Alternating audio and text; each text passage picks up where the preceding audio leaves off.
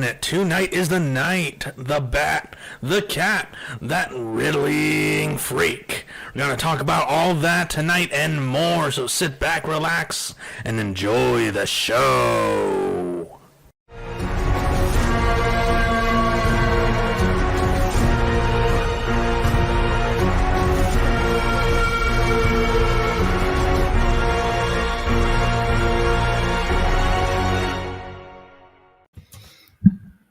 Hello, ladies and gentlemen. Welcome to the podcast. I am Josh. With me tonight, we have Raj.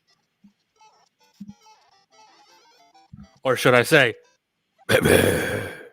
Baby.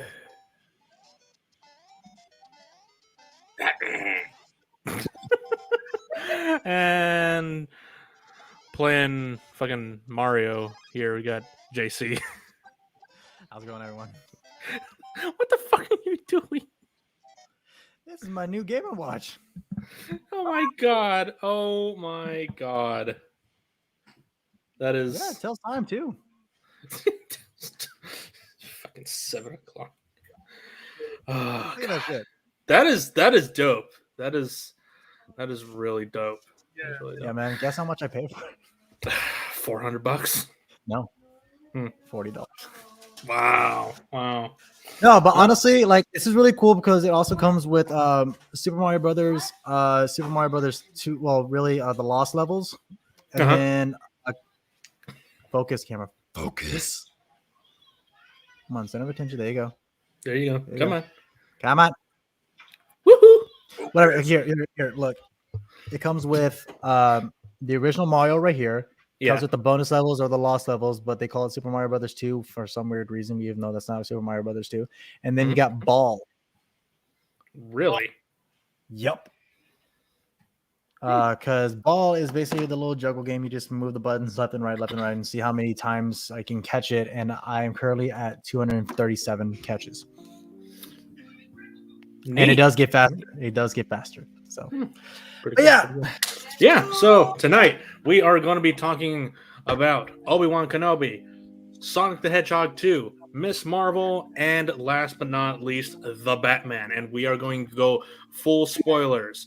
Also, this is going to count for this coming weekend's podcast because I'm going to be at Ren Fair. So, yeah. Let's go. Yeah, let's go. Also, before we get to that, you want to know how fucked up the United States history is? You want to know what I just learned this past week? Besides the enslavement of all African Americans, Christopher Columbus pretty much committing genocide, Pilgrims actually being the bad guys. What else? Oh, the Trail of Tears. Let's see, racism. Banks being assholes. 1776 actually being more towards like for the white people. 9/11. The list goes on and on. What else? All that and more. But no, I actually just found out through a lit RPG book that the United States had an emperor. Technically, it had an emperor. Emperor Joshua Abraham Norton was the emperor of the United States. Allegedly, I say in quotation because allegedly he just one day up and decide, hey, I'm gonna be the emperor, and it worked. He printed his own money. It took a while, but everyone in San Francisco called him emperor and acknowledged him as royalty, accepted his money, and when Mexico was invaded by Napoleon III, he declared himself the protector of Mexico. So this is the inspiration for Donald Trump's failed coup. No, not really. No, right. Just a little unknown American history trivia that I thought was real interesting. Something that they don't teach you in history books because history is edited by the racists. The winners. The winners tell the story, and pretty much every winner is usually a racist or pretty much the one-sided version of the story that doesn't tell both sides, and it's unfair. Yeah, very much so, very much so. Anyway, so yeah, getting on, let's go. on to more lighthearted stories. So, you guys have probably by now seen the trailers for Obi-Wan, Miss Marvel, and Sonic the Hedgehog 2. Let's start with Obi-Wan Kenobi. By far the best trailer that has been hyped that I've seen. Oh, my God. Honestly, I am looking forward to it. I mean, yes, we are going to be leaving Tatooine. I'm hoping we are leaving Tatooine, judging by what the trailer has shown. Let's be honest here. As much as we want to get away from that cesspool, we're never leaving it. That's how I feel about it, honestly. Like, Kenobi, I'm very mixed on it, to be honest with you, because on one hand, it is very cool to see Ewan back, the writer. Apparently Hayden Christensen is coming back. Yeah, Hayden's coming back. Yeah, he's coming back because he's actually going to be Darth Vader, like in the suit Darth Vader. Also, you might want to check your mic settings. Because you're actually really low. Like you were fine before, but like for some reason you're real low. I don't know. But yeah, Hayden Christensen is gonna be actual bodysuit Darth Vader. We're getting the Inquisitors. In this, and I'm a lot of people have said things, and I'm actually I'm in the camp where Disney Lucasfilm should know better, and they have the references. They do. They have the references of the past few movies. They really do. They really do. I know animation doesn't always translate perfectly into live action. No, it does not. But you have the reference of the Grand Inquisitor's race in Episode 3. It's very simple to do. Look, to be fair, I mean, there are certain elements of Clone Wars, Rebels, other animated Star Wars projects that kind of translate well, but I mean, you got like artistic style choices. For instance, the whole thing with Ahsoka's head tails like not being as long as they should be, according to what Rebels has already shown. Keep in mind, Clone Wars completely like elongated Count Dooku's face. Yeah, let's keep that in mind. Like with all like 100% respect to Christopher Lee, like that man was like already intimidating. He had like a nice feature, whatever, but then when he went like straight villain mode, he was like, oh no, he's not good. He's actually evil, because this man played freaking Dracula, for God's sakes. So the fact that they forget that, some people forget that Count Dooku actually went through a major freaking facial change just to give him a more sinister look. I mean, let's not forget that. Even in the short animated, the 2D animated series, he had like a very elongated face. So so everyone questioning like, oh, why doesn't the Inquisitors look like he doesn't? Okay, one, yes, I understand. Disney has the references; they should have known better. But at the same time, artistic choices. Do you really want to see a pinhead-looking motherfucker on screen? Yes. I mean, and then there's some people making connections to like how that race, how the Grand Inquisitor's race looks like what we've seen before in Revenge of the Sith. So I mean, if they had that reference, I mean, yeah, they should have gone with that in the first place. But again, performance-wise for actors and then on camera, you can only do so much. I mean, I agree. Think about it. Like, practical effects can be a lifesaver, but at the same time, practical effects can be tiring for multiple shootings and on motion or on camera motion. Yeah. So, I get that. Got to keep the budget balanced when it comes to CGI as well, because most of that CGI goes to like bigger things or detail spotting for green screens that are already being shot already. But Grand Inquisitor, it may. I saw a theory that it may not be the actual Grand Inquisitors, but who knows? It may actually be. But I will have one thing be said about this: the eyes. They could have gave that motherfucker like eyes or contact lenses. My God. Oh yeah, this dude totally should have had the whole contact lens. God damn it. No, but I am so happy to see the actual spinning Inquisitor saber on screen now. Yes. Like I'm looking forward to seeing that shit like being like like oh my God. Like it goes whoosh, whoosh, I've been whoosh, waiting. Whoosh. But yes. I've been waiting to see the helicopter blade. Seriously, the eyes don't look anything alike. It's this looks like a dude cosplaying, and this looks absolutely terrifying. Yeah. His eyes can convey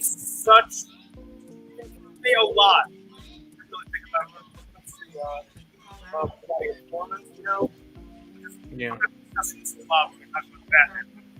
Because there's a lot of debate on whether Batman should have the white eyes in the comics or not. We'll get that in a minute.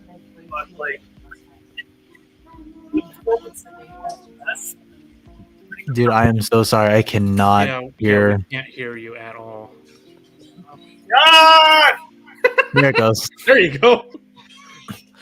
Wait, hold on. On your settings. Okay. You have a webcam. Yeah, I have a webcam. Yeah. Is it external? Can you move it? Okay. So is it in the display model or is it actually like? Can you hear me now? Yeah. Yeah. No. I don't know what happened. I could hear you pretty well beforehand. Apple hates me. Apple hates me. There you go. I hate Apple and Apple hates me. Just go Super Saiyan every time you talk. Try not to strain your voice. It's fine, but all right, I'll just get fucking stupid. I have no idea.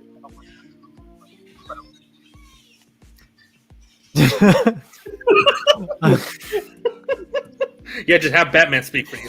I'm so sorry. I'm so sorry, but like this is comedically funny right now.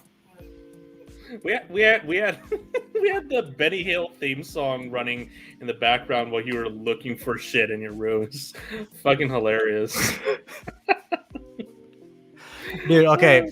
So how about this? If you can't like find the microphone, just go get a webcam that already has a built-in microphone and just use that.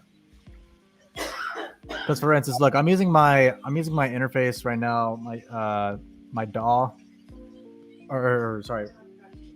my audio interface right now, and I'm gonna switch it over to the webcam microphone.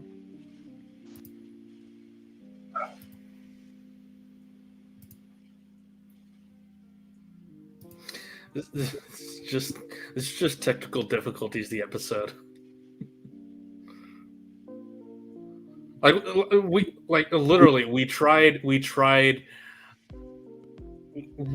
went through this like for the last 30 minutes before we started the stream, and it was like we got close, but still we're making progress. We're making progress. Slowly making progress. I don't know. I guess we can keep. What is? Oh, all right. Maybe. Is that a USB? Please be USB. USB. Yes, do it, please. USB.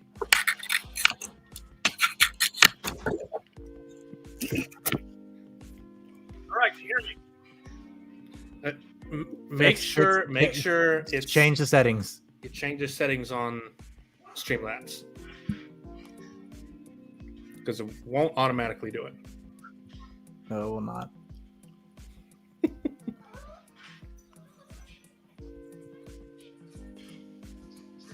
Man's getting frustrated right now. I know.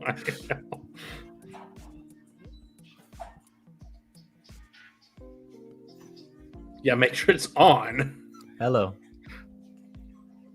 1, 2, 3. No. Nope. Can't Can hear you hear you. us? No. I think he can hear us, but we can't hear him. Hello, testing. Yeah, we I can think hear it's you. still through. I think it's still through the desktop.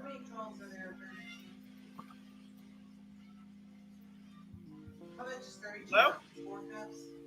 Hello? Move the finger on the mic. No. It's 26 ounces.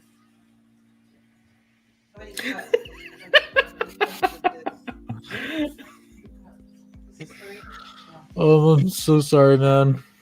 Oh, this is hilarious. Wait, tap the mic. Damn it! I thought I heard something. No.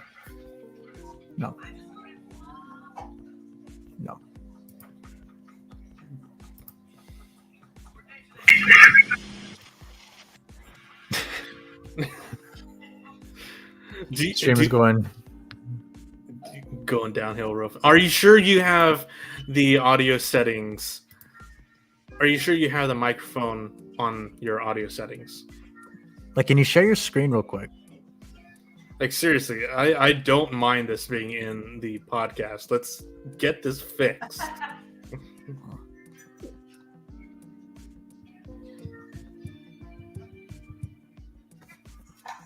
Like, you should be able to share your screen like through this podcast. Yeah, there's a share screen function.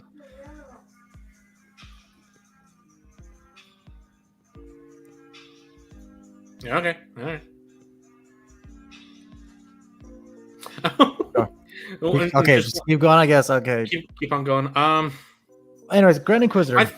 I think Obi-Wan is going to stay on Tatooine. I think he's going to stay on Tatooine. It's Darth Vader. I think it's Darth Vader is gonna come to Tatooine. Well, here's my thing. Like, we already saw like a very young-looking Luke. Yeah. So I can only imagine where this will take place before the episode of Rebels, where he actually does pop up facing off Darth Maul. Because originally Darth Maul was going to be written into Kenobi, which I thought was pretty dumb in my opinion, considering the fact that Rebels already finished that sequence. No, they had him written. They had a storyline with Darth Maul for Kenobi, but they wrote him out. I'm kind of glad. Yeah, because the only time we need those two to finally face off was in Rebels. Yeah, and Rebels pretty much did the job right there. So I mean, there was no need. There was really no need. Yeah, same. Yeah, totally agree. I like that. I like that they brought back the same actor they had in episode 2 and 3 for Uncle Owen Lars. Yep. Same. I am so happy. Yeah, that was really nice. Consider the fact that they look aged up to the point where it's like, hey, they don't need CGI. They look the age. I know. It's like they're practically age already. It's like good. Pretty much, yes. I think this has got to be like 10 years after episode 3 or somewhere in that time range, because Luke does look a lot older. He looks in his early teens, maybe tweens. Right. So I mean, time frame wise, they're still hunting for Jedi. We know. We saw, I think it was the seventh brother. Mm-hmm. Shots in my mouth. Guess what? And I don't know. I've got the same complaint for seventh brother as I did with the Grand Inquisitor. It just looks like a human in face paint. Oh dear God, there's a big storm coming. Damn it.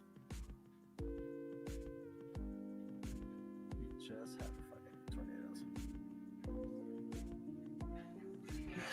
There's a big storm coming. Ah shit. All right. But now I really hope that they do something about the hair as well. Because his hair does look a little bit long, maybe, but who knows. But no, I really hope the theory of Clone War flashbacks come back into play because I really want to see Hayden Christensen and Ewan McGregor in the Clone War outfits, and it would be fucking great. That would be great. No, we can't hear you still. No. Still can't hear. Also, a lot of people are speculating that this person right here, it might be Rex. It looks a little like Timur Morrison's back of head. No, I don't know. It's not. It's not Rex. It can't be Rex. There's no way. Either Rex or a clone doesn't have to be. Maybe. Rex. This sucks. I can hear you right there, but I think it's through your desktop. Yeah. It's just through the desktop. Did you get the door? I'm trying everything. Apologize. Hey, no worries. No worries. This is just technical difficulties. It's fun.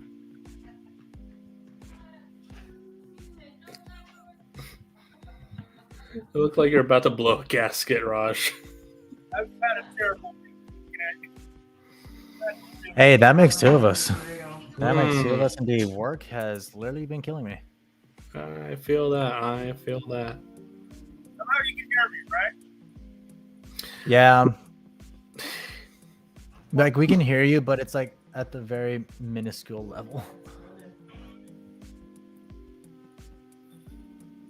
Guess I'll just talk as loud as I can. Hi, how's it going, everybody? I'm Raj. Yeah, there you go. You talk like this from going forward. Oh. Dude, look, how about this? Like, we've already asked like you to share your screen. Do you? Hold on, let me show you real quick. Screen 2. All right. So this, you should have a little thing right here that says share. Yeah. Have you clicked it?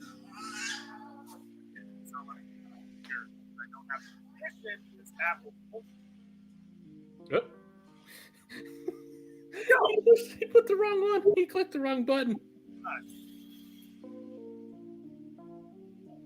This fell apart. Did he get back up? Yeah, he's come back. He put the wrong button. Now I can't hear you. I forgot to hit stop sharing. I thought I was hitting that right on the where it says leave studio. I thought that was it, but it wasn't. Okay. So have you hit that button, Raj?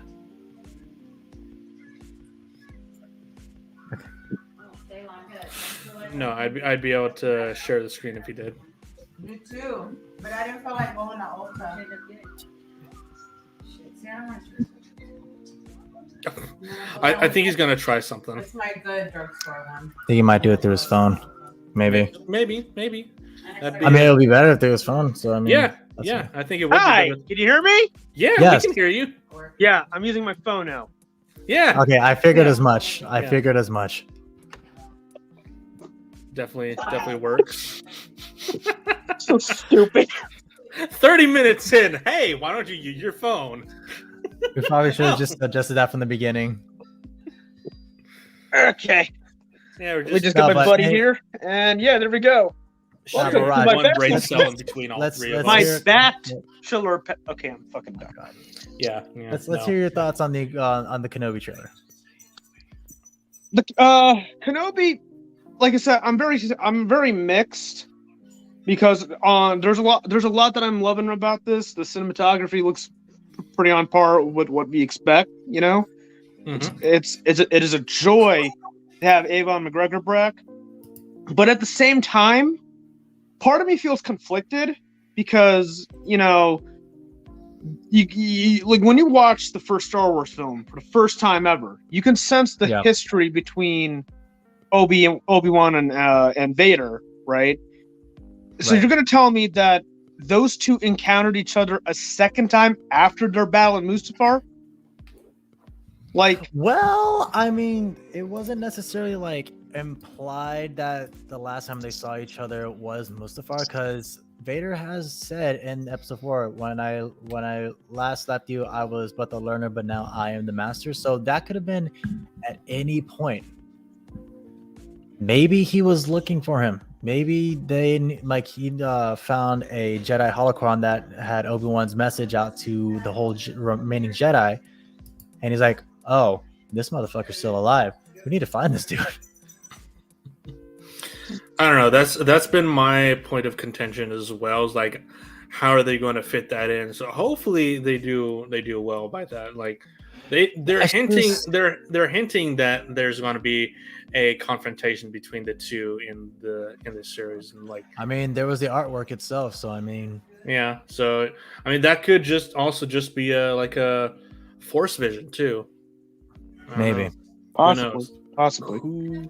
I just hope they drop the whole dyad thing that they did in the Disney sequels, because the whole thing about like, oh hey, I can transport something to you through the Force. What kind of Willy Wonka fucking bullshit is this?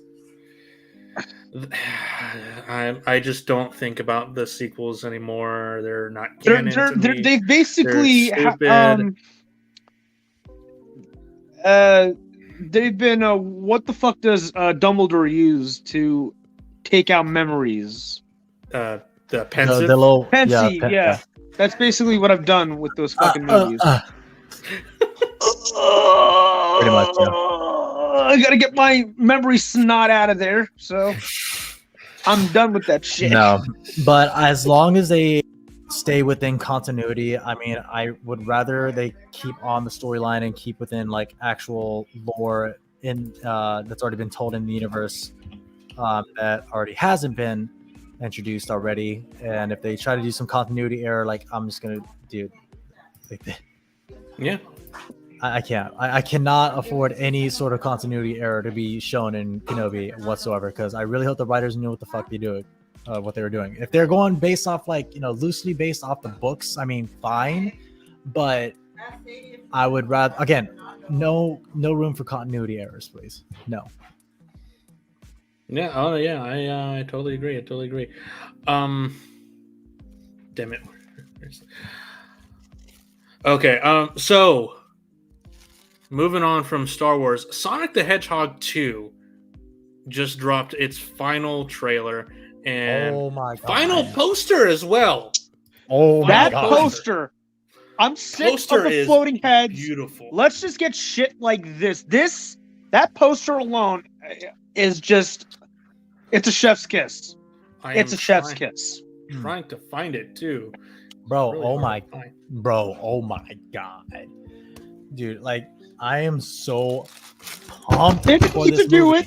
They didn't need to do that. They didn't need to make that poster, but they did it, and they did it for us. Listen, look. I'm like this, right? The fans, yeah, they kind of bully. You didn't see that. They kind of bullied the studio, pretty much Paramount. Like, hey, don't do this. Don't treat our boy like this at all. Don't give him like the realistic fur and the human teeth. That's just fucking weird. Yeah, they made the workers do overtime and everything, and I really hope they were compensated for that shit. Because I feel like now that they're like, hey, look at all the positive feedback we got from like this simple change that we should have done in the fucking first place. That makes you want to wonder. And now the second one is like, dude, look at that beauty. Like, the second one, they're just like, hey. The second one, they're just like, hey, you know what? We're just gonna go all out. We're gonna like provide so much fan service. We're just gonna like give them orgasm after orgasm after orgasm upon orgasms. We're gonna give them like Chaos Emerald level of orgasms of this movie. And it's working. Only one gripe with the poster is Tails' pose. Thank you. What is that? Like, seriously, stop, Hollywood. Stop with this stupid ass pose. Show Tails in his full ass two-tail glory. Just like the classic Sega cartridge. But still, welcome to the next level. They did not have to put that there. That is fucking beautiful. So this poster, based off of this, I'm assuming they're gonna go the Mecha Sonic route for the third one instead of Shadow. Because if they're following the actual game lore, Knuckles was an enemy and then he became a friend. And then when Knuckles got added in, they introduced Mecha Sonic. Maybe. Who knows? 'Cause Maybe. I don't think they introduced Shadow until like Sonic Adventure 2. I don't know Sonic lore as well. Me neither. One thing I just noticed. I did not see the silhouette of Knuckles right here. Really? I didn't see that. Because you do not know the way, my Buddha. God damn it. I was waiting for one of us to say that. I really hope they make a. Dude, I swear to God, they already did Sonic meme. I really hope they don't. Do you know the way? I want Sonic to go do that. Do you know the way? What way? No, I don't know the fucking way. Dude, Oh my God, dude. They I'm pretty sure they're going to, and everyone's gonna lose their mind over it. Also, can I just appreciate the fact that Dr. Robotnik has a ship that looks... I think it's a ship that pretty much looks exactly like his video game counterpart.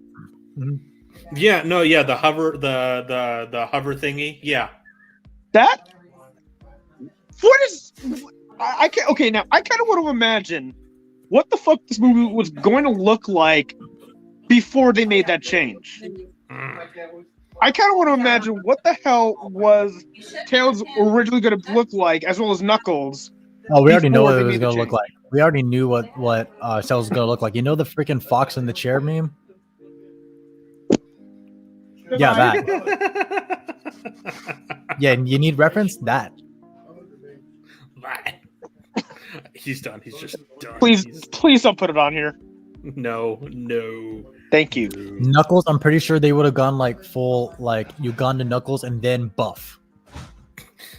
Not like buff, it's like buff. Like real buff. God. This Hollywood. This is what happens when you have people who actually Give a shit. And give a shit about the source material. Actually care about the source material. Yeah, and that's what I love about it. Yeah, there's like obvious cosmetic changes, you know, because of the realistic fur on both Sonic and Tails, which I fucking appreciate. Mm-hmm. And then on top of that, they're actually like staying within character design and then character attributes in this movie. And it's like, dude, this video game movie, I really hope like the stepping stones are Sonic the Hedgehog and then Detective Pikachu. Now you got Sonic the Hedgehog 2 coming out, and then the Mortal Kombat movie was before this, and they were even like closer to the source material than the actual 90s one. So I really hope, for God's sakes, and I still have yet to see Uncharted. I have yet to see Uncharted, but I want to see it eventually. But I really hope this changes the game of Hollywood taking on video game adaptations for movies. Because think about it. The next one that's coming up next is the Super Mario movie by Illumination. Yeah. So this is also going to play a major role in how Hollywood is going to... Hollywood. No, Hollywood. Hollywood. There you go. Okay, Hollywood. Okay, Ahmed. Shut up. Anyway. I can't talk today. No, I but kill it you. Really sets up the tone for like how Hollywood's going to treat video games when it comes to movies. Because again, if the Super Mario fails, they're gonna be like, shit, we screwed up. We need to like. I will say this. I did see the Uncharted movie. Yes, it is absolutely worth your time. It's fun. Go with that mindset. You'll have a great time. That's it. You know, but like, one thing I need to get out of the way is like, yes, they should listen to the fans, obviously, but they also should acknowledge that sometimes just have fun at the same time. There is a line, right, where you have to listen to the fans because you get shit like Sonic, which worked so damn well. We're getting a sequel that looks just as fun and ridiculous as the original. But then we have films like Uncharted, which, and like aside from Tom Holland himself, which I think he did a great job. He did a phenomenal job as Nate. But the rest of the cast is a lot left to be desired. But as long as they keep the spirit of the games, like that's what's most important. The spirit of the games must be present. If you're not going to include that said spirit, then get the hell out of my face. I don't need this anymore. And that's I'm what I love done. about Detective Yeah, Pikachu. yeah. Like that's what I love about Detective Pikachu. Detective Pikachu had the world of Pokemon. Thank you. It had the world of Pokemon introduced, and it looks beautiful. Like the whole city look and everything, bro. I wanted to hug that damn Snorlax in the middle of the road. I think we all did. And then like on top of that, like they weren't going like the full. I don't think they were going the full Detective Pikachu game routes. They were telling like their own story. Yeah, it was just in name only. And then like did what they did. They kept within lore of the actual Pokemon world because they stuck with the whole Mewtwo being created by humans in a lab, whatever he broke out. So I'm like, shit, I don't like this. Humans bad and everything. But then it's like, no, wait, humans are actually good. So you mean not all humans are bad? Okay, yeah, all right. So that's what I love about that. And then the first Sonic the Hedgehog, it had its own story. It had references. It pretty much was, for all fans of Sonic. It was beloved. Very surprising. Yeah. And I'll say it again. Like, I really hope this changes the game of how Hollywood treats video game movies. Because, again, imagine the day we actually get a Metroid movie. Oh, boy, that would be great. Imagine that. That would be the day. Yes. As long as Brie Larson ain't playing Samus, I'm great. No. Okay, I'm just saying because like she has expressed interest in playing Samus. Really? I'm just like, okay, it's like okay. I don't have a problem with it, but it's like as long as it's not Brie or Amber Heard. No, God, no. Amber Heard just needs to. She needs to fade away. She needs to be blipped. She needs to be blipped. There we go. Yeah. So yeah, we go from something beautiful and dedicated fans, people who actually know the source material and love it, and then you get this. So this is from the Halo Season 1 showrunner, Stephen Oh my Kay. God. And he says, to Variety, we didn't look at the game. We didn't talk about the game. We talked about the characters and the world, so I never felt limited by being a game. And that is why you will fail this show. Yeah, so I'm very scared for the Halo show. Granted, it looks beautiful. I think they got the art like that. That's I am absolutely livid with the show right now because, well, they got the Master Chief. The look of Master Chief looks fucking phenomenal. It looks just. But I keep forgetting that I was watching a live action trailer for this show, and I keep thinking this is a game trailer. That's how beautiful it is. Like the Covenant, guys, the Covenant creatures look. They look movie quality, and they look like they came straight out of the video games as well. It's like showrunner Stephen K. You're a dumbass, Stephen K. We didn't look at the game. We didn't talk about the game. We talked about the characters in the world, so I never felt limited by it being a game. What are you developing then? We're developing a space show and just calling it Halo. There's so much wrong with the show that it boggles me. Like, first off, why the hell is there a human amongst the Covenant? That makes no sense to me. Mm-hmm. Like, next thing you know, this show's going to introduce they need a human to activate the Halo ray to activate the Halos and whatnot. But what? That like even when I saw the first trailer, I'm like that confused the shit out of me, and it is confirmed that this human is adopted by the Covenant. Yet the Covenant wants to wage war against humanity. Yet they oh my god. That makes no sense. This is why I said on Twitter, if you don't learn about the source material, then you have no respect for the franchise. Yeah, pretty much. You're pretty much just doing it for a cash grab. Yeah. Say what you want about the Uncharted movie. Say what you want, especially regarding the cast. I think Mark Wahlberg is a terrible pick for Sully. Oh, however, awful. Absolutely terrible. However, his relationship with Tom is exactly as I pictured it from the games. Yeah. It's almost perfect. Their camaraderie is almost exactly like that of the game. The movie captures the spirit of the games. This fucking show does not. It is an absolute failure, and it hasn't even aired yet. Bold of this man to assume it's gonna fail without even watching the show. No, I kind of agree with you. Like, I think it's not going to be as good as people are hoping. I think we're gonna have those rose tinted colored glasses for like the first few episodes, and then it's gonna go super downhill from there. But seriously, the dude doesn't even. I'm assuming this dude hasn't even played the games, and if that's what he did. If that's what happened, that's fine. You don't even have to play the games. There are tons of videos on YouTube that go through the entire lore of the games without you having to once pick up a controller. You just watch any of those, put that in your game. And that's something I would do because I've never actually played Halo ever in my life. Yeah, like I've only started recently playing Halo. Started with Halo 1. Went to 2. I love this franchise and the fact that it's being treated like I love how everybody was bitching and complaining about the design of Cortana when that is the least of this show's problems.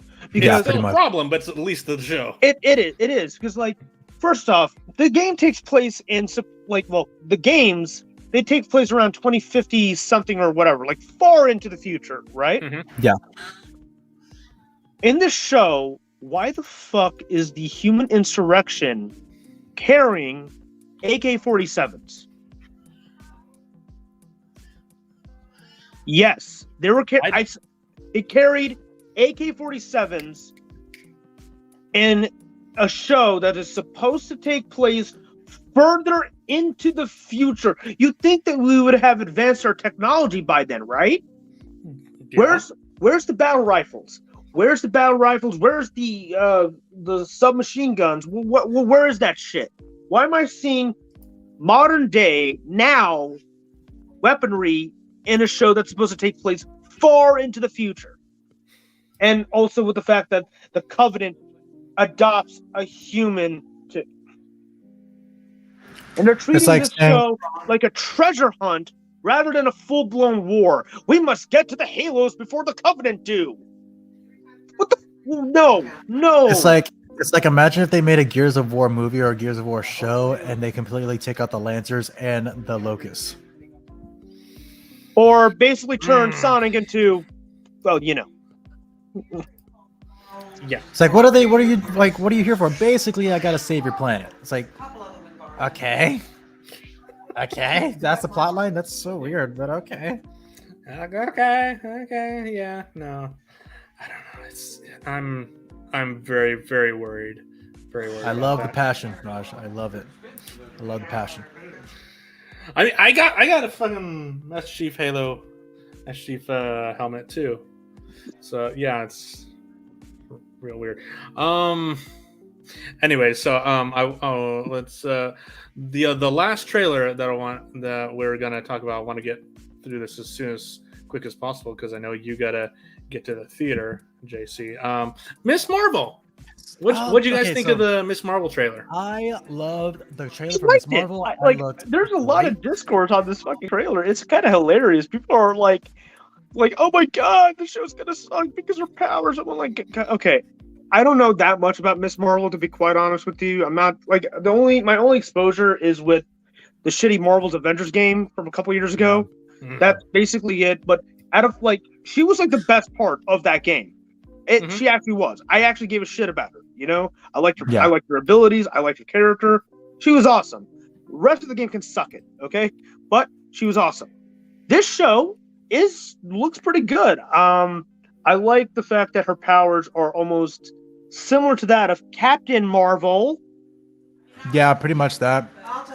I think that's why they wanted to incorporate that, because I think regarding the creation of her character in the comics, I mean, yeah, she sort of resembles Mr. Fantastic regarding the whole stretchy, elongation of her body or the engorgement of her body, but she can also shrink in size, morph her more for her physical appearance, even her clothing as well. Mhm. But this one, I again, I don't know that much about Miss Marvel as well, but I am looking forward to this because it looks great. It's a new take on ground level heroes, and I just feel like it's gonna be a fun ride. I really, and then especially you got this really cool looking actress Imani. Yeah, she looks So humble. Yeah. That girl needs to Yeah. be protected at all costs when this series drops because I can only imagine what the comments are gonna freaking do to her. So I've already seen like maybe like a couple of handfuls of like, it's already she's not happening. pretty. She's like too fat. She's too fat to be Miss Marvel. It's like, okay, well, you shut the fuck up. You like you can do better? I shit you not. I have seen a ton of racists on different posts, like Dude, even before the show, with even the was title, in with the title saying production. this is Marvel's first Muslim hero foray into the MCU. Is like people are like, oh, what does religion have to do anything with it? Why can't it just be a real cool character? Because it's fucking part of her character development. And there was even some comments that was like really throwing some really bullshit, saying something like, "Oh, well, is she gonna go have to ask her husband or her father for permission to go save the world because she comes from that background? She's gonna ask the man." It's like, no, you can shut up about it. Mm-hmm. Fucking Miss Marvel's gonna kick ass. I'm looking forward to Yeah, this. I I'm think so absolutely too, looking yeah. forward for this. Yeah. Her comic run was pretty adorable too. Like, holy shit, really funny, really cute, and yeah.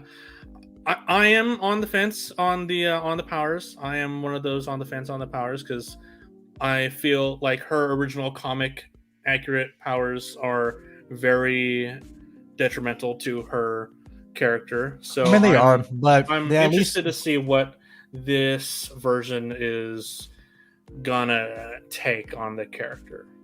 I mean, the MCU has been prominent on like trying to reiterate how the powers work versus their comic book counterpart. I mean, because like there's like problems and there's good things that come out of it. One of them being the Incredible Hulk. Dude could literally like destroy everything, and we haven't seen World War Hulk or World Breaker Hulk Yet. and yet they soft boyed this dude up, and it's frustrating because now I don't think we'll ever see Hulk at his full fucking potential. Oh no, never. Yeah. I mean, and another like one thing I do like about the MCU's change is that Tony Stark actually went from like this brooding, self-absorbed like asshole, dickhead, whatever. Like in the comics, he has a drinking problem. I mean, yeah, in Iron Man 2, they showed him like going towards like a downward spiral, but he came out of it, and he started giving back to the community, actually providing more substance to the world and everything. And look at him, he's beloved in the MCU world. Like, dude is a freaking legend. Like, as a good guy in the comics, he's a fucking asshole. Oh yeah. Yes, he is. Oh, definitely, absolutely. But Miss Marvel, I mean, just there was one comment I saw that said like her powers are almost like Green Lantern's, and I never saw the god awful Green Lantern movie, but I mean, she doesn't have a ring. She has not these Green bands apparently. Yeah. Like if you saw the trailer, she has like these bangles or whatever that give her powers. I have a funny little prediction. What if because all the constant radiation from those bangles or whatever is what's going to cause her to become stretchy, like in the comics? Because originally, because like the whole reason why they're not doing the stretch-based powers yet is because in the comics, she got her powers from the Terrigen Mist. She was an Inhuman, and the Inhuman show sucked, so they are trying to stray away from that. But now they have a chance to showcase a new way of introducing her power set by, of course, showcasing this Green Lantern element here, if you want to call it that. But what if later down the line, like towards the end of the show, we'll see her powers being absorbed to the point where she can actually do those stretchy bits, where she becomes big, becomes small, or something like that. That's what I'm thinking. And here's why I actually will add into that part regarding the Inhuman bit.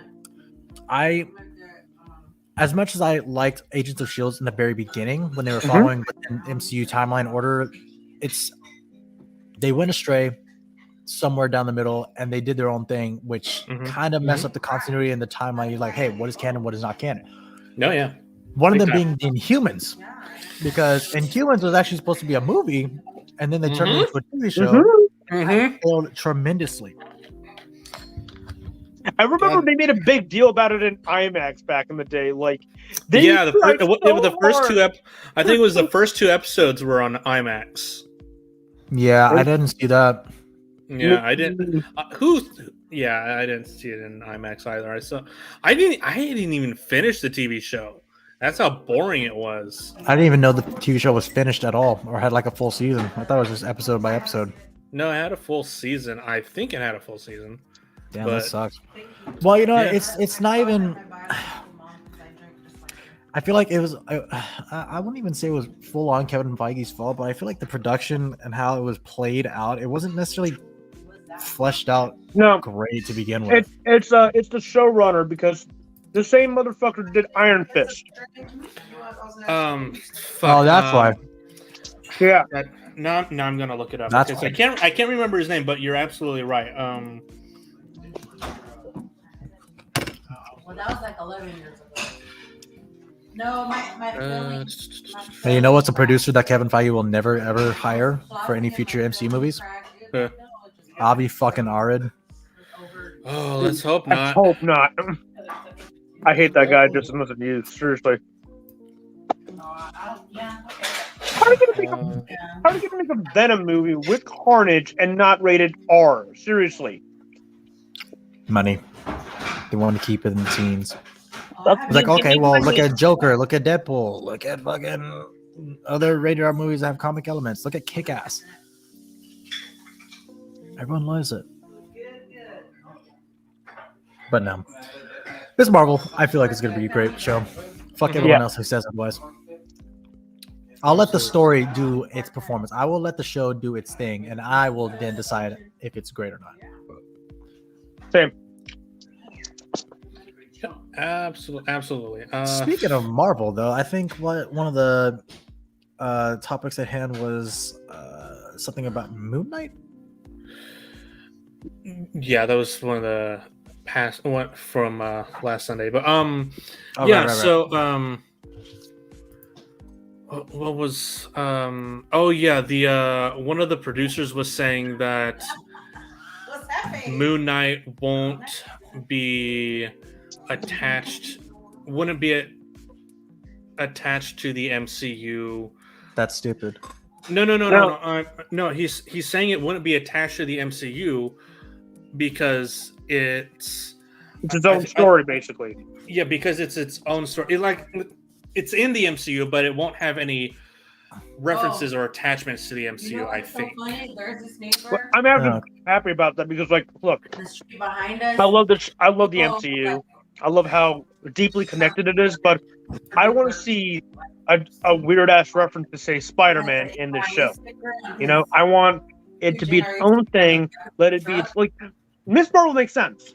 Miss Marvel makes sense for it to have those references because she's a fan. She loves the comic character. She loves Captain Marvel and all that. But Moon Knight is a dark psychological thriller about multiple personality disorders. It makes sense for that. So I'm very pleased to hear that they're actually trying to treat it as its own little thing without having to reference other bits of the universe. That's what I am excited about. I hope it's good. Same. We'll find out later this month. Yeah. Yep. And what is it? Here I'm gonna go ahead and start it real quick. Like the Batman, I'm just gonna get off my chest because I feel like I'm running out of time. Batman. So I finally saw it, loved it. It was a bit much when it came to the time variation because I ended up watching the pitch meeting before I saw the movie and spoiled myself. But it's fine because it says oh, you think we're done? No, we're just gonna keep going. We're just gonna keep full on going. But without spoiling it too much, I love the Batman. I honestly think that DC does better when it comes to standalone movies, a la Joker or the Batman.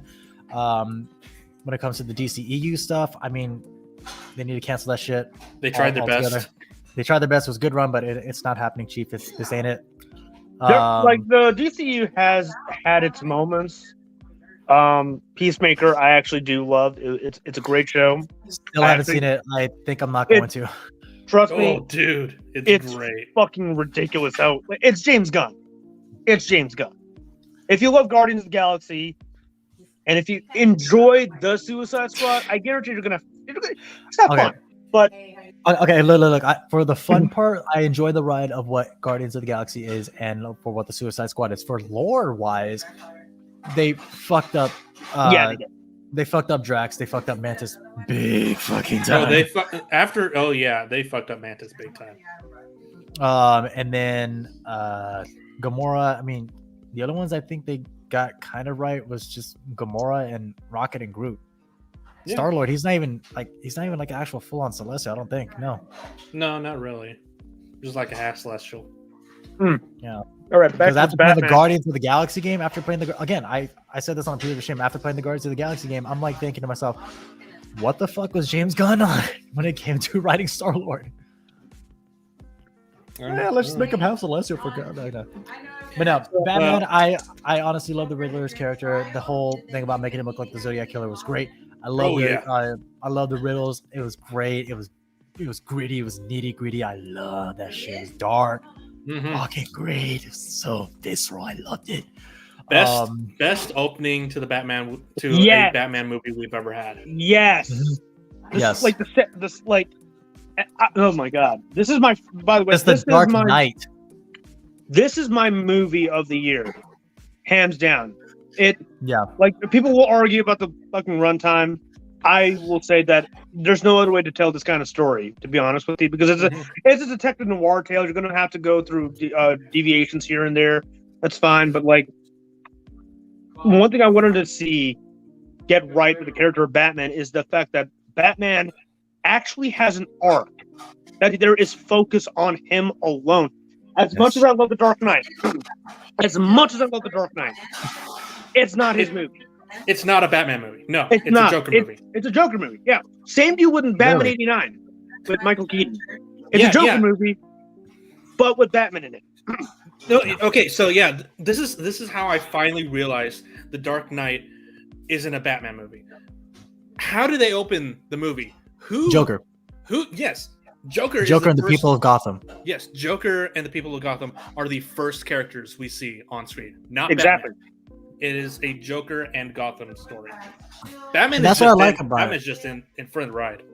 I just like the fact that it's years later, but people are starting to come around. I didn't come around to the fact that Dark Knight wasn't a Batman movie until like maybe last year or 2 years ago when I was in my cinematography class, and it's that important theme of like whose story is this really? Is it the villain's story? Is it the hero story? Or is it the background people, like the background people of the city of Gotham story? I mean, because think about it. Like you said, Joker was the opener. Then you have to tell the story of, how Two-Face became Two-Face. And then it became a duality of both like good and bad. Like what is really good? What is really bad? Am I really evil? Am I really good? And then the interrogation scene pretty much summed up the entire fucking movie. It's like when the chips are down, these people will eat each other. Yep. I'm not a monster. I'm just ahead of the curve. And you know what? That's the thing. Joker was right. The Joker and the Dark Knight, he was right. Because look at the modern society now. Yep. It foretold society from 2008. It told the society of how it is today from 2008. But not sure when you're gonna hop off. But before you go, I do have a question for you guys. Which scene would you say is better? Which interrogation scene would you say is better? The Dark Knight versus the Batman. Batman and Joker versus Batman and Batman and the Riddler. Which one do you say is better contrasted with each other? I mean, hands down, I can answer that right off the bat. Batman and Joker interrogation scene for the Dark Knight. It's the themes, it's the cinematography, and then the actual subtlety of the underlying lesson of modern reflection in a movie itself. Talk about the corruption of people, what's really good, what's really bad. I'm not really a villain, you're not really a hero. They just see us both as dogs in costumes. They want us to be treated like dogs. They want to lock us up like dogs. That's it. I love that because it's like the immovable object meets an unstoppable force. I love it. For me, I'm gonna have to. It's the Riddler and the Batman in the Batman, mainly because while as much as I love the interrogate, it's one of the most iconic scenes in movie history, hands down. Don't get me wrong, okay? But the interrogation scene in the Batman felt a lot more personal. Remember, this is a Batman-centric movie. It's all about him. And at the start of the scene, you see him, like, fully shook that this guy might know who he is, and he's constantly taunting him. It's like, Bruce Wayne, like just the eeriness, the creepiness, until he's even he's like suddenly looking at the camera. It's like, oh God, this is recording us, aren't we? Yeah, I'm screwed. He's expecting the worst until he finally comes clean. It's like, he's the one we didn't get. I'm like, wait, what? I'm like, yeah. It's that alone. Like, it's that dynamic of knowing what to expect and what not to expect, and how shit hits deep within, and then things start to escalate. That the Riddler's game is not completely over yet. This is just the beginning, Yeah. It's the perfect example of tension building and just overall great performances, man. Like Robert Pattinson's like slowly losing himself to this creep, and I even think Riddler was playing Batman. Like, I think he absolutely knows who Batman is. He just doesn't want to spoil it for the police. Speaking of spoilers, I'm gonna let y'all get into the spoiler talk because now I'm actually gonna hop off. So I will see you this Sunday if we're doing a stream or whatever. No, we're not doing this Sunday. This is counting for Sundays. Okay, all right. So I'll see you on. I'm gonna. Right. Okay. So I will see you on next stream. It was good seeing you, talking to you finally, Raj. Have a good rest of the podcast. Yep. If Jesse's here, tell him I said hi. Yeah, will do. All right. Peace out, dude. Yeah. Yeah, I don't know why I said we'll finally get into spoilers. I've already said that this is a full-on spoiler stream. So getting deeper into spoilers. Holy shit! The storytelling for this movie, it had the. Let's give it a little bit of background. This movie is 3 hours long, roughly, give or take a couple minutes. Plus the including the credits, but the story takes great inspiration from the Long Halloween, Batman Year One. Yeah, I know it takes long inspiration from Long Halloween, Batman Year One, as well as Batman Hush as well. I need to get Hush, but this is another big story. I highly recommend you guys pick this one up. Let me. What is that? Batman, Ego, and Other Tales. Yeah, all right. Matt Reeves and Robert Pattinson mentioned this a lot in their many interviews regarding the film. They borrowed a lot of, especially this Batman Ego delves on the duality of Bruce and Batman.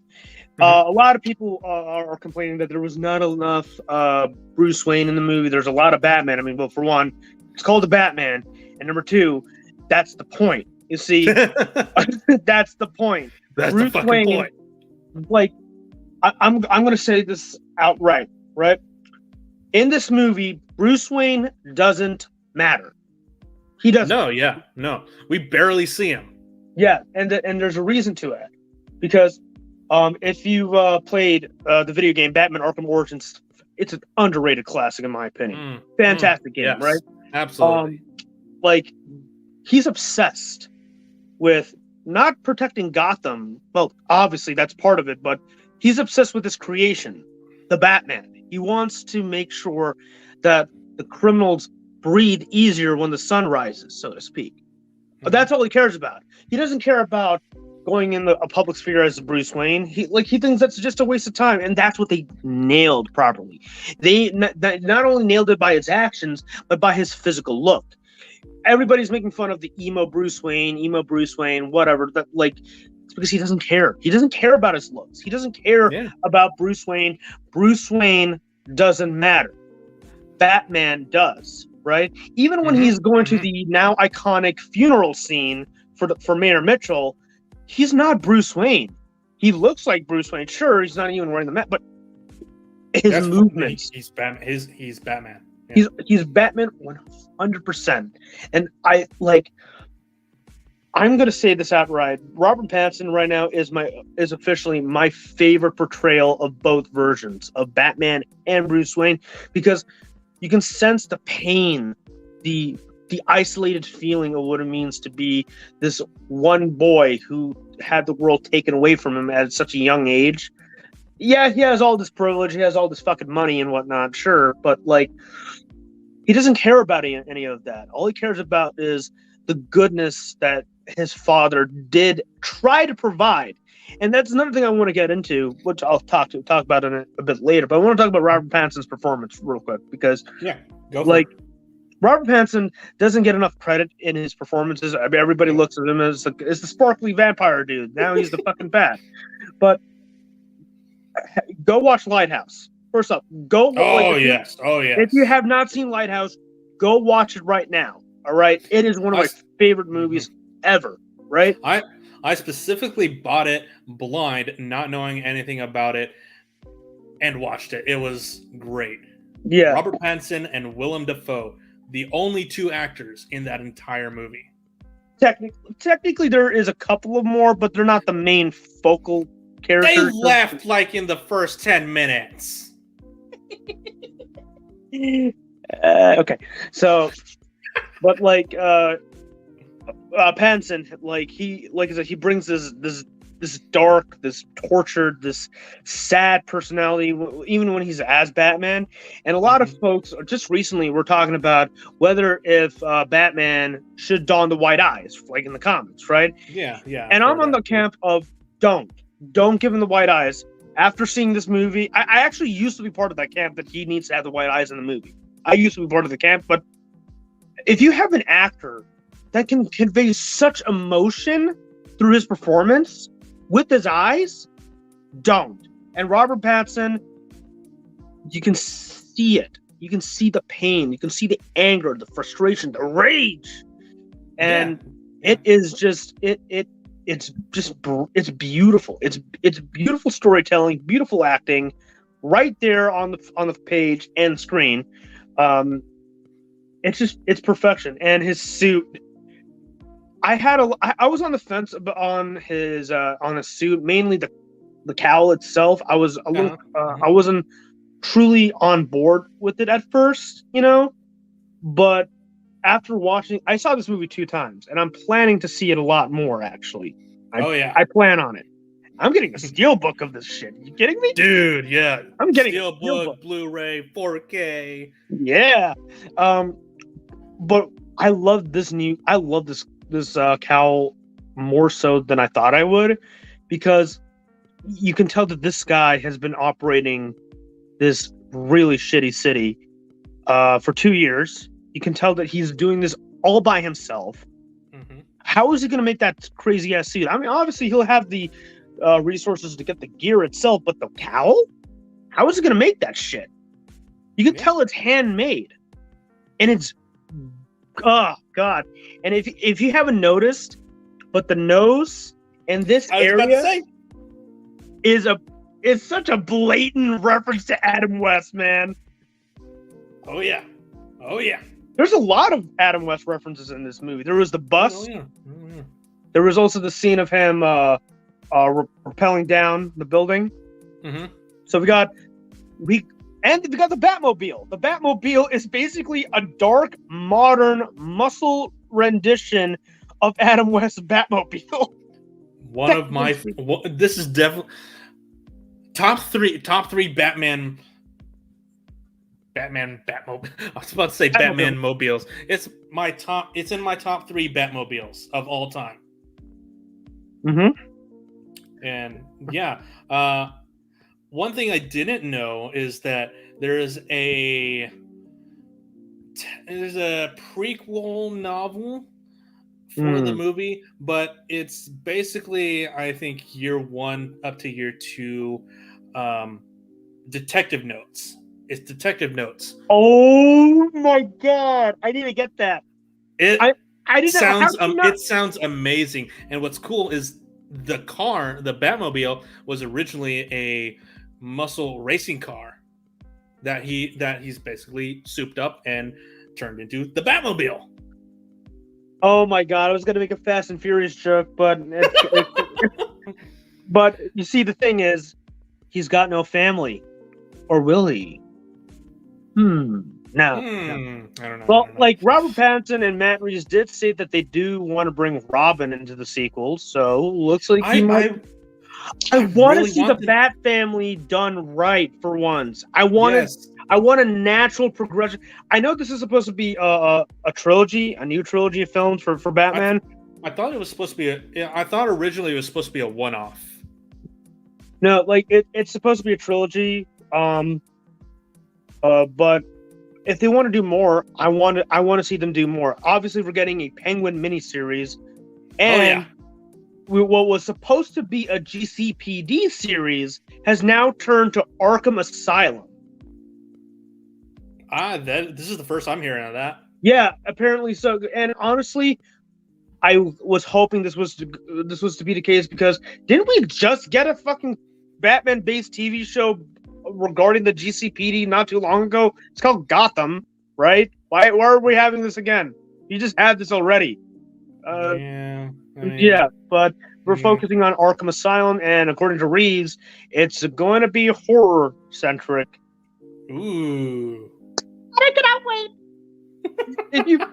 If you have played Arkham Asylum, you would know that, like, I mean, as a gamer, it's a game. It's not that, but like, but it's the atmosphere. Like you're on an island filled with crazies, for crying out loud. It's going to be terrifying for a single-minded unless you're the Batman. Mm-hmm. And not even just an island, an island city. Oh yeah. I'm just waiting for them to take a random portion of Gotham and turn that into Arkham City. No, I don't want an Arkham City movie. No, you can get the hell out of here. What'd you think of what did you think of him not being in Wayne Manor but in Wayne Tower instead? I thought that was an interesting change, honestly. Like, I was a little concerned about that, to be quite honest with you. But if you're going to move him to a tower instead of a mansion, it needs to feel right. You know, it can't be just like, oh, wow, he's just in a fucking tower all of a sudden. Great, you know? Part of the reason why, like, I was a little irked by the change from Wayne Manor to the penthouse suite in The Dark Knight, it just didn't feel very Wayne-like, you know. It felt very clean and pristine. Like, Nolan's as much as I love the Nolan trilogy, as I love the Nolan trilogy, trust me, okay. But Gotham is way too clean. Like, it's Chicago, basically, right? In the Nolan trilogy, yeah, way too clean. Gotham's supposed to be a dirty cesspool. Like, no one wants to fucking live here. Why are you making a city that actually looks inviting? Did Nolan confuse Metropolis to Gotham? Because that's what I think that's what happened here. That's not Gotham. That's Metropolis. Probably. Who knows? But yeah, the Gotham in this movie feels run down, feels dirty. It feels like there's tons of baddies in it. Like, Penguin was amazing. Oz Cobblepot was amazing. I still have a hard time believing that was Colin Farrell. The makeup work was it's perfect. It's award worthy.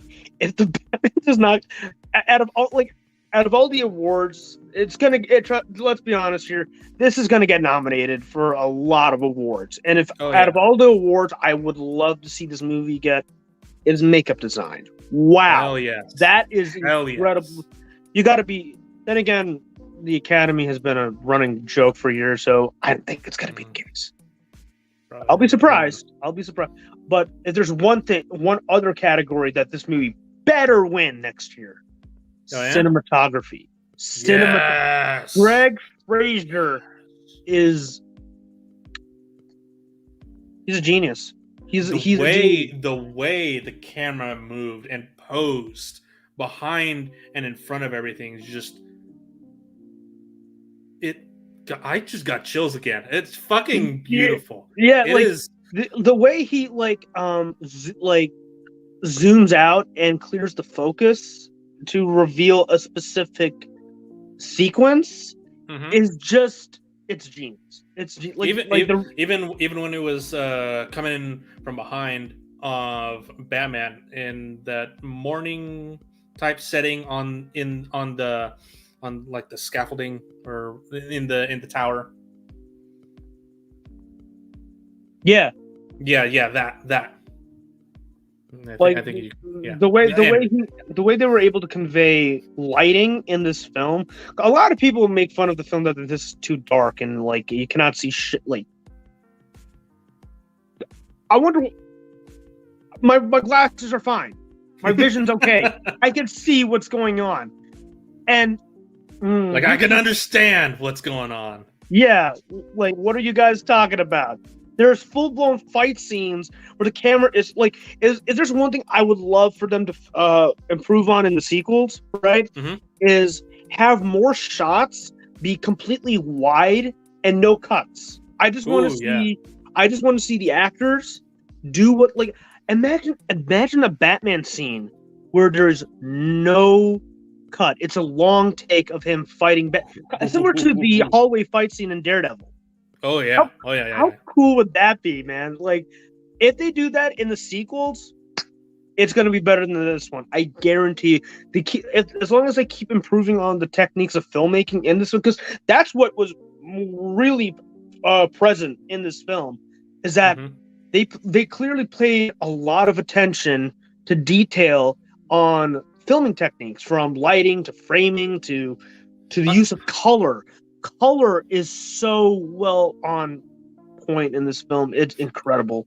I think they had a one take. They had a hallway scene. They had a hallway battle. They had, but that was fucking badass. It kind of like those fucking goons shooting him in the chest, like nothing was getting past him. It kind of reminded me of the first episode of Arrow. Almost similar situation where he's trying to get to a particular mob boss in the pilot episode. It's I can't believe I'm remembering this right now. Holy crap! I can't remember it at all. But at the end of the first episode of Arrow, he's going to take down this one random drug dealer or whatever. He's cooped up in this random penthouse. There is an elevator with a bunch of random ass goons ready to take down the Arrow at that point, right? And unlike the Batman, where like you can see what's happening with the terrible shaky cam and whatnot, but this one is obviously done a lot better because Batman is smart enough to disable the power. Oliver, Ollie, I love you, but you could be a dumbass sometimes. Why didn't you cut the power before getting up there? Anywho, but if there's but if there's one other thing that I absolutely wanted to see out of this Batman, other than the fact that he's now a detective, an actual detective, the only movie we've ever seen him be an actual detective. Not quite. Can't believe I'm bringing this up. Give me one moment. The only other film that matches the quality of detective work is this. I'm talking live action. It still came out in theaters. I said live action, not theatrical. Okay, fine. I'll give you that. But yeah, yes, that Mask of the Phantasm is still god tier. Yeah, it is. this is an actual detective story. Yes. It's a film back it's in an actual film noir. Yeah. Like I took a cinema studies course back in college a few years ago, and one of the first films we covered was a Stanley Kubrick film noir. Basically, I forget the name. I think it was Killer's Kiss, whatever. But basically, it has everything you need. It's got the jazzy music. It's got the dark shadows, the really well use of alleyway angles, and they got everything right. Even we got the women character that is obviously having a motive, so to speak. This actually felt like a real deal detective case. And another thing that really threw me for I had a feeling they were going to do this in the movie. I was hoping that they would do this in the movie, but Batman also monologues. Yes. Just like the pages of the comics, where every time when I read any of these books right here, it always starts off with Batman monologuing. Yeah. Why did we get into the Dark Knight? AKA the greatest comic book movie of all time. I think the Stanley Kubrick movie you're talking about is The Killing. Probably. That's the only film noir Stanley Kubrick movie that I'm seeing here. But yeah. Catwoman was amazing in this. Zoe Kravitz was fucking gorgeous and amazing. I was still on the fence of whether Michelle Pfeiffer or Zoe Kravitz being my favorite Catwoman. And I love me Michelle Pfeiffer. Don't get me wrong, okay? She's apparently heard somewhere that she still has her whip. Yeah, I've heard she still has her whip too. That's kind of cool. Anyway, but Zoe Kravitz actually has humanity within her character. She actually has just like Batman. She has an arc herself. In fact, every one of these characters actually matters. They're not treated as, here's the villain, here's the female side character, here's the Batman. No, every one of them is done so well to the point where, you know what? I understand every single one of them. Gordon. Yes. Oh my God. Jeffrey Wright was. I knew amazing. He was going to nail it. I knew he was perfect. And the fact that this was the most Batman Jim Gordon movie I've seen ever, and I loved it. And he's not. Never mind. I just love that. I just love the dynamic between two. Paul Dano was both hysterical. He was hilarious. He was over the top, but he was downright creepy. Apparently he has a habit of playing really creepy characters. Have you seen Prisoners? I don't think so, no. Check that out. Technically, I'm not going to spoil it if you haven't seen it. Yeah, don't watch Prisoners, but oh my God. And there's also Swiss Army Man, where he plays a you seen Swiss Army? No, I'm just recognizing the poster for Prisoners.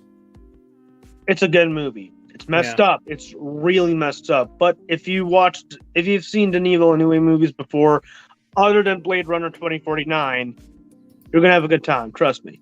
But Paul Dano was phenomenal. He brought this humanity, yet still made it creepy. The fact that they turned him into basically this version of the Zodiac Killer. Yes. That was genius. It was freaking genius. My surprise was I did not know, because I went into the movie more or less blind. I knew some of the cast, but I did not know John Turturro was going to be in this as the Roman. Yeah, I heard about him being in the movie a while.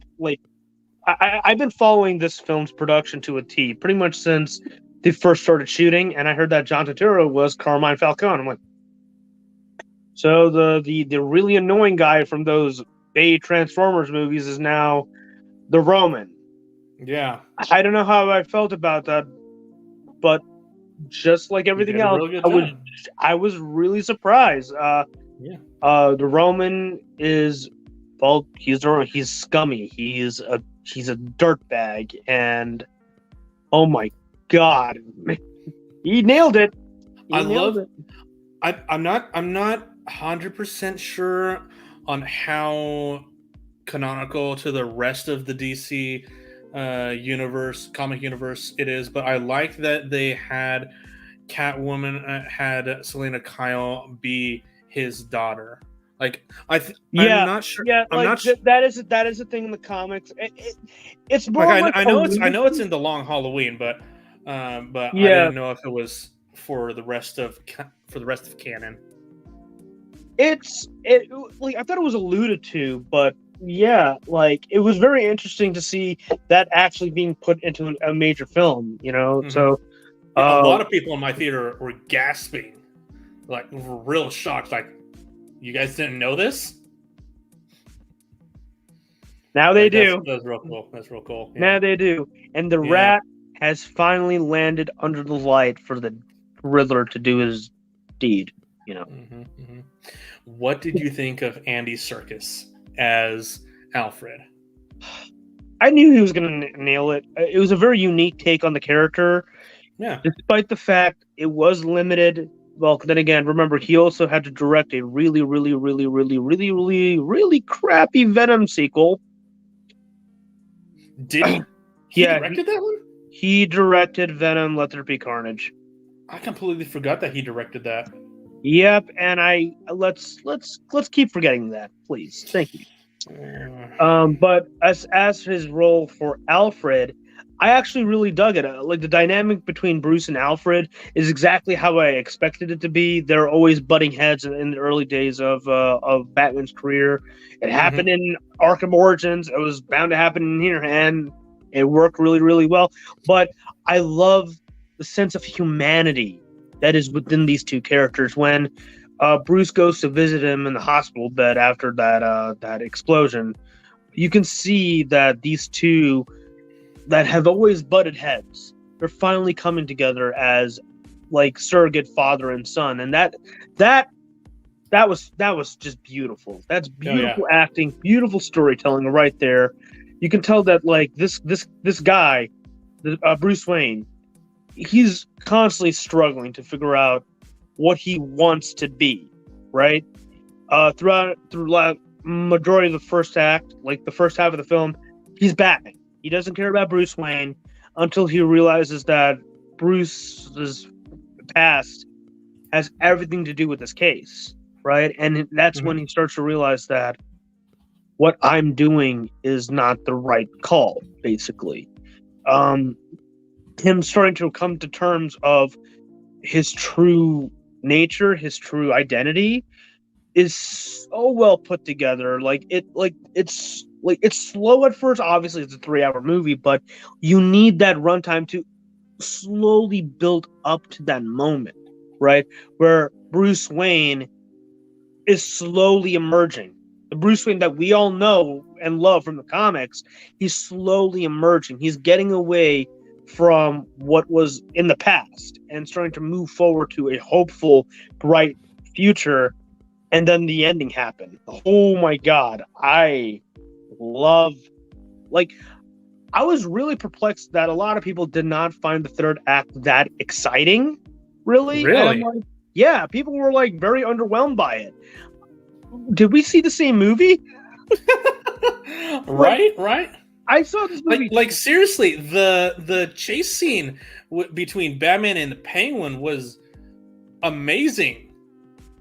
But not just that, but I'm talking about the one in the arena, like with all the arena on all the Riddler goons. Yeah, like they found that a little bit underwhelming. What? Like seriously, it's an amazing fight scene, an amazing Batman entrance. The entire dome explodes, and there he falls down. Yeah, enters and starts kicking ass. I love that thing. Also, did you notice? Did you notice the vial that he sticks in himself? Venom. It's a nod to Venom. I'm gonna call it Venom. It's I not absolutely confirmed. think it's Venom. It's obviously not confirmed, everybody, but obviously it's clearly Venom. If yes, come on, a nod to Bane. Who are we talking about here, for crying out loud? Like that? No, yeah. When I saw Green, it was like, Venom? Is that Venom? Like, did he already fight Bane? Like, maybe. Yeah, he probably fought Bane. There is a comic where he gets addicted by the substance, so maybe we're gonna get something like that. Who knows? Would be interesting. But what really amazes me is the very ending, where he saves all of those like oh my god. So I watched the movie, waited a couple days, saw a lot of people's theories and opinions and whatnot. Saw one opinion that said throughout the entire movie up until the point he falls, he is vengeance. He's not the Batman. Once he falls into the water, emerges, he's rebirthed. He's reborn as the Batman, as Hope. Yeah, I'm basically with you with that, actually. But actually, his realization for what's going on with him as a character happens at the pretty much moments before, when Gordon unmasked that Riddler Redditor. I'm calling him a Riddler. Fuck. Riddler. That's a tongue twister. I just say Riddler goons. Yeah, and he responds with mirroring what Bruce has been saying throughout the entire film. Vengeance. I'm vengeance. I'm vengeance. It's like, oh shoot, I gotta change my ways, don't I? Yeah. I'm gonna stop that electrical cable box thing from killing all those innocent civilians. So, peace out, y'all. So, I love the fact that the chest itself is also a blade, basically a prototype batarang. That is so cool. Yeah, but it really is.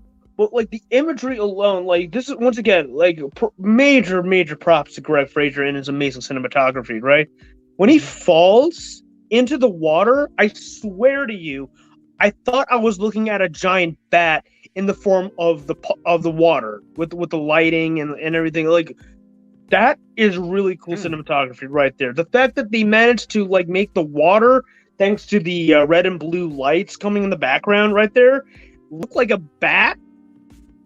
That's pretty cool. If you watch the movie again, you'll know what I'm talking about. It's subtle. It's subtle, but it's not like in your face. You know what I mean? Yeah, you just got to be looking for it. Yeah, and the final point when he emerges as the Batman, the Batman, right? The Batman. He pulls out that flare, leading all those hostages out, leading them to safety. It really sparked me one other thing. Matt Reeves is a genius when it comes to his marketing, right? Oh, yeah? All throughout, like, for the past, since 2020, right? Ever since the test footage get rolled out with him in the suit, and there was this ominous red glow, right?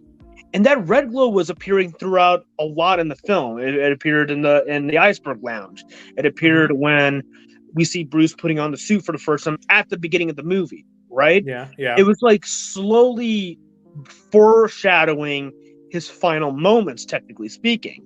The red, if you watch the teaser trailer for the Batman from the first DC fandom, and when it reveals the logo, you can see what looks like a flare, actually, right? That was foreshadowing this moment where he becomes the Batman.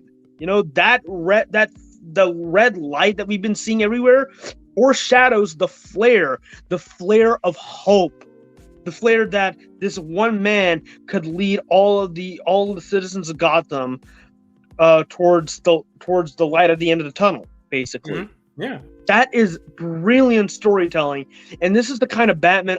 Aside from him being a detective, you know, I wanted to see a Batman that actually has compassion, that actually cares for the people of Gotham, that actually does make a legitimate impact.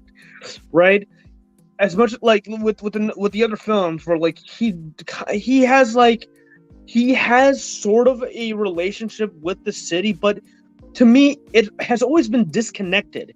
You know, like Nolan's Batman, he saves Gotham from Bane's nuclear bomb and whatnot, right? But the only thing that they have to celebrate by is with the statue and a newly minted bat signal.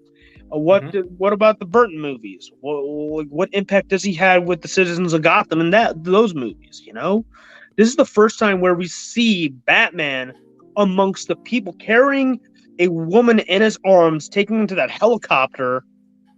That is Batman. A Batman, like it reminded me of that episode of the Justice League Unlimited cartoon where he's dealing with a dying Ace, and he, instead of remember that bit? You know what I'm talking about. It was one of my favorite moments ever, where it's go ahead. I'll explain everything else. He, instead of tricking her into doing this one thing, he decides to stick around and be with her, comfort her, because he understands what it's like, and he like Batman's main goal is to ensure that another Bruce Wayne doesn't happen. He cares, he doesn't just care for the citizens of Gotham. That's pretty much a plural all around, but he cares about the future, the kids of Gotham, the children of Gotham. When we see Batman in the crime scene of the mayor's at the mayor's home, he sees him looking at the child, and you can see the connection. You can see the connection that Batman knows what this kid is feeling because he's experienced it himself, and he feels like he's failed this kid throughout most of the movie, and his attempts to make sure that the kid, like, he wants to see this kid actually have a future. That is why when we see him again as Bruce Wayne at the funeral, what does he do? He goes ahead, and the first thing he does, he doesn't say some random woman or a random cop. He goes ahead and saves the kid. He saves the kid right in front of the casket. And the first person he drags out of that rubble at the end was the kid. Yeah, that is Batman to me. Batman isn't some random goon with a creepy costume and beats random criminals in the dead of night. He also cares. He's a hero, and that's one thing that a lot of people have completely forgotten about over the years. Batman is an actual hero, not some thug. He's a hero. He's there to help people, right? And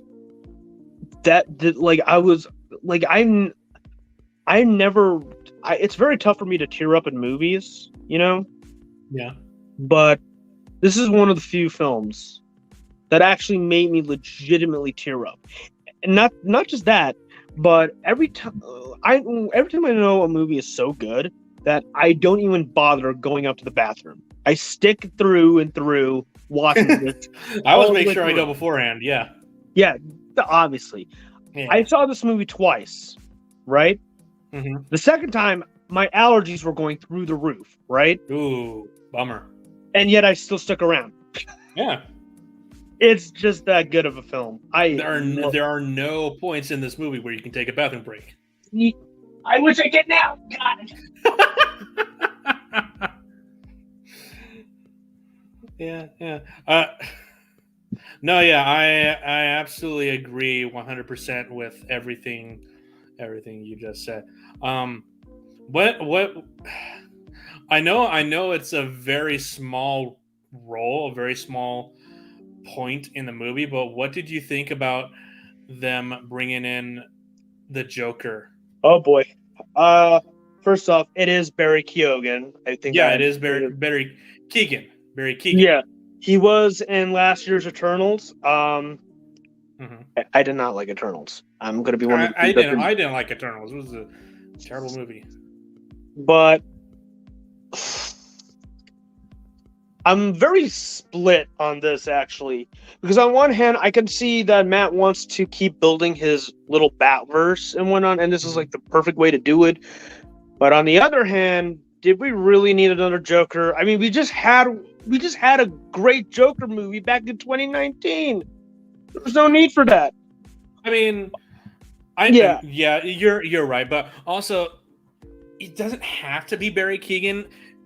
They said that he's just a stand-in for the character, just someone to stand in for the character because they wanted that. Yeah, like I kind of want to imagine that this is not really the Joker. I think I want to imagine that this is some other random clown that they found. I But don't know. let's see. Yeah, definitely. But yeah, it's very good movie, especially for it being 3 hours long. And PG-13. I thought that was gonna hinder it, but apparently it was really worked. Really worked for the movie. I don't know. Yeah. I totally agree. The Batman didn't need to be rated R. Like it was. No. It was violent enough as it is. Yeah, So, and yeah, the reason, once again, the reason why I think it should have stayed PG-13, not rated R, is because if we're going to tell a Batman movie like with this kind of Batman, it needs to be PG-13 because as contrary to popular belief, despite his dark nature, despite his dark upbringing, Batman is for kids. Mm-hmm. He is for children.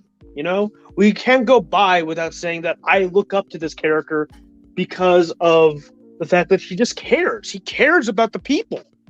Yeah. And when you say that Batman should be rated R, you're basically telling telling kids that you're not supposed to like Batman because he's for us. He needs to be violent. He needs to be brutal. Then go watch your Zack Snyder movie. Go watch Deadpool. There you go. Yeah, I get that. I get it. Yeah, I don't really have much else to say other than I'm very much looking forward to the Penguin TV show. One thing I wish his nose was longer. I wish Penguin's nose was longer, but that's just me and my stylistic choice and what I've imagined him for the past few years. But yeah, I think this is a good place to stop the show. Yeah. So yeah, Raj, thanks for coming on. Thank you for having me. Real fun, guys. Everyone watching the stream, hope you guys enjoyed. And don't forget, we're not doing the podcast this Sunday. We'll doing it the Sunday afterwards. So hope you guys have a good week. And don't forget, reality is an illusion. Universe is a hologram. Buy gold. Bye. Bye.